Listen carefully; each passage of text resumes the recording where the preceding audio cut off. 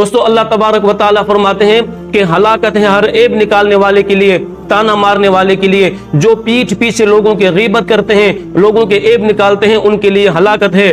وہ جس نے جمع کیا اپنے مال کو اور گن گن کر رکھا، اس کے بارے میں اللہ تعالیٰ فرماتے ہیں کہ وہ یہ سمجھتا ہے کہ اس کا مال ہمیشہ اس کے ساتھ رہے گا، ہرگز نہیں، بلکہ ضرور بے ضرور اس کو حطمہ کے اندر ڈال دیا جائے گا۔ اور آپ کو کیا پتا کہ حطمہ کیا ہے؟ نار اللہ الموقدہ، وہ اللہ کی آگ ہے جو بھڑکائی گئی ہے۔ حضرت ابو ہریرہ رضی اللہ عنہ فرماتے ہیں کہ جہنم کی آگ کو بھڑکایا گیا 100 سال تک تو وہ سرخ ہو گئی، پھر اس کو 100 سال تک بھڑکایا گیا تو وہ کالی اور سیاہ ہو گئی، پھر وہ آگ ان جہنمیوں کے اوپر جو ہے وہ بند کر دی جائے گی لمبے لمبے ستونوں کے اندر۔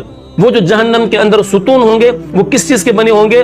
روایات کے اندر آتا ہے کہ یا وہ لوہے کے ستون ہوں گے یا وہ جہنم کی آگ کے ستون جو ہے وہ بنے ہوئے ہوں گے، جس کے اندر ان جہنمیوں کو اندر ڈالا جائے گا۔ اللہ پاک سے دعا کریں اللہ ہم سب کو ان تمام برائیوں سے محفوظ فرمائے۔